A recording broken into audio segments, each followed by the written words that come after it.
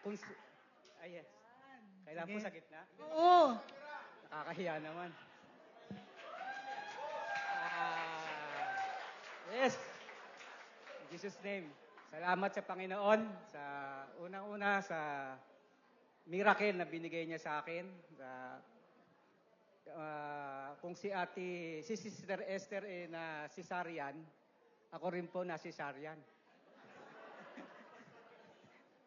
Open heart po yun sa akin kasi nangyari,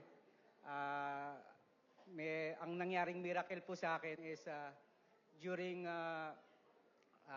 time na nagkaroon ako ng chest pain, papa-angiogram lang kami, and then nung makita doon sa angiogram is hindi na po kaya, and so nag-decide po yung aming doctor na by tomorrow, open heart ka.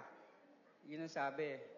And then nung nakita, actually yung film, x-ray film, ang nakakita lang yung misis ko, si Jean. Hindi ko na po tinignan.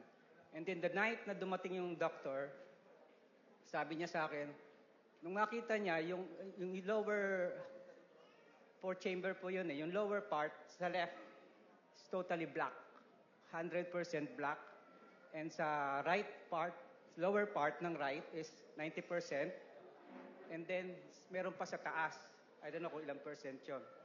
And then sabi ng doktor, ang galing mo naman, buhay ka pa.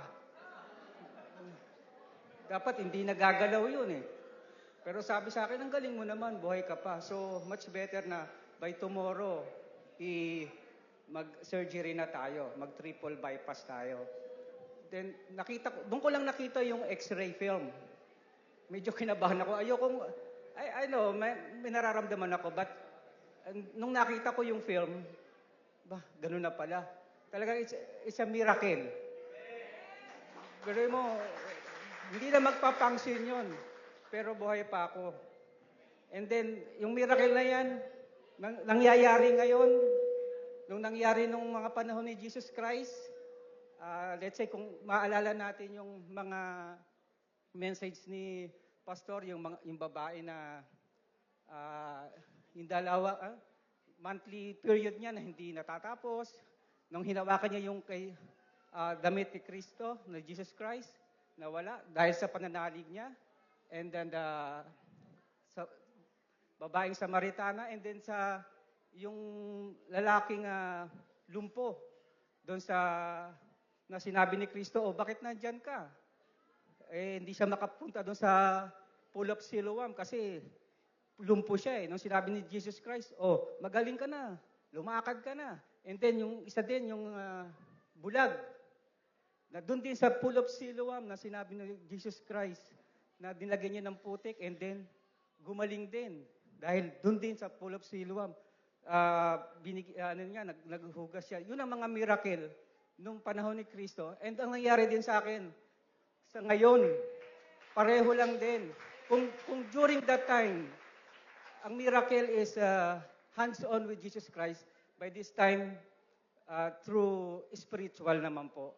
Bakit po naging spiritual? Kasi nung sabi sa akin ng doktor na, for operation na tayo. And then, siyempre, by that time, kinabahan din ako. So, paano pumasok yung spiritual thing ng miracle sa akin? During the time na meron akong pain, iniinda ko yan, pero meron kaming through walk, meron kaming mga Bible studies na ganyan, tapos through Jesus, through the Word of God, doon namin kinakausap ang Panginoon. And by that time, siguro, alam ko, siya ang mahawak sa puso ko. Para sabihin, iutos niya na, sige, dahil nandiyan ka sa through walk, tuloy-tuloy kayo sa walk. And then, siguro siya narinig command, sige, during sa hospital, nakita na, ang galing mo naman, buhay ka pa. So, salamat sa mga prayers ng mga kapatiran. especially kay Pastor na nandyan sa family natin dito na nagbigay ng prayer sa amin. Maraming salamat po. Kaya hanggang ngayon po, nandito kami, patuloy na sumasamba at naglilingkod sa Panginoon. Maraming salamat po.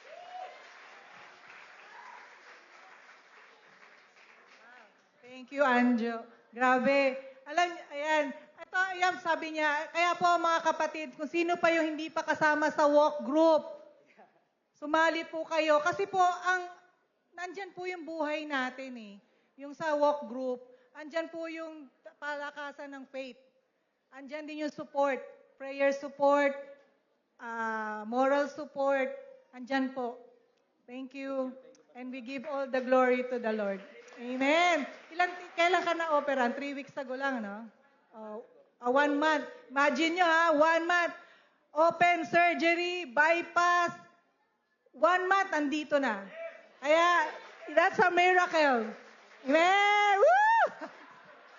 Ibato mo nga yung healing na yan. Sino may gusto na healing dyan na instant miracle? Amen! Hallelujah. Baka mabigla yan.